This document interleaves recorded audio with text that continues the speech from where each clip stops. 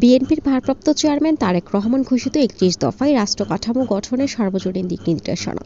BNP এই ৩১ দফার মধ্যে শহীদদের রক্তের উপর দাঁড়িয়ে দেশকে গড়ে তোলার প্রত্যয় ব্যক্ত করেছেন।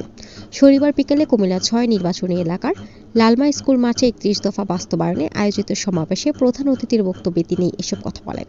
তিনি বলেন, বাংলাদেশ সহ ভারতীয় উপমহাদেশের ৫০০ বছরের ইতিহাসে এমন নিরহংকার নির্ভেজালভাবে দেশের কল্যাণে কেউ যদি কোনো দফা দিয়ে থাকে সেটা হলো তারেক রহমানের ৩১ দফা।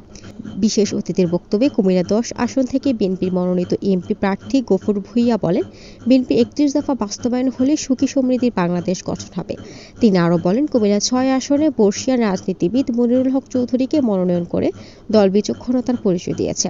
বারোপাড়া ইউনিয়ন বিএনপি সভাপতি আব্দুর রউফ তুহিনের সভাপতিত্বে বিএনপি নেতা আমিনুল ইসলাম খোকনের সঞ্চালনায় বিশেষ অতিথি হিসেবে বক্তব্য রাখেন সম্ভাবনাময় বাংলাদেশের প্রধান নির্বাহী প্রফেসর ডক্টর এম শরীফুল করিম।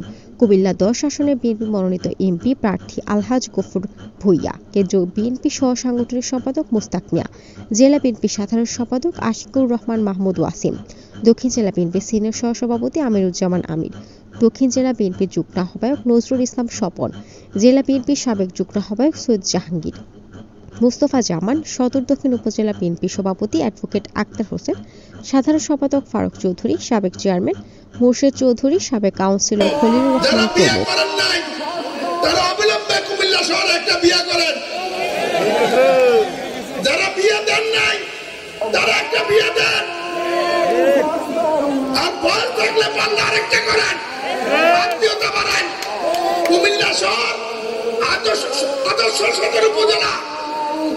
কুমিল্লা মহানগর এর মধ্যে আত্মীয়তার সম্পর্ক বাড়িয়ে আগামী নির্বাচনে মনিরুল হক চৌধুরীকে আল্লাহর রহমতে জয় করতে পারলে দক্ষিণকে যেমন সাজিয়েছি বাস্তবে তলি পর্যন্ত কুমিল্লা মহানগর বিদ্যুৎ করে উত্তরে বুড়িচর, পূব দিকে সীমান্ত, পশ্চিমে ক্যান্টনমেন্ট আর এইদিকে লাকসাম পর্যন্ত কুমিল্লার বৃহত্তর পৃথিবীর দৃষ্টিনন্দন মহানগর হিসেবে গড়ে তোলার প্রত্যয় ব্যক্ত করে ঘরে ঘরে তার একটিয়া সালাম পৌঁছিয়ে দেন।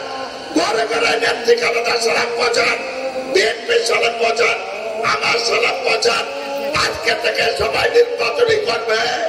আমরা উত্তর থেকে দক্ষিণ, পূব থেকে পশ্চিম করে আপনাদের সেবক, আপনাদের কর্মী, যার জন্য জীবন দিয়েছি, পরিবারকে বিসর্জন করেছি, সন্তানের দিকে তাকায় নাই। আমার সন্তান পর্যন্ত রাজপথে এই দিকে তাকিয়ে এই নির্বাচনের জন্য যার যা আছে তাই নিয়ে আমি কি দিতে পারবো আশা করবেন না। কোনদিনের নির্বাচনে পয়সা দেয় নাই, এবার তো নিজের পয়সা নিজে দেবেন, নিজের ভোট নিজে দেবেন। এটা করলেই হবে না, কুমিল্লার খরচও যোগাইয়া দিতে হবে। ঠিক আছে।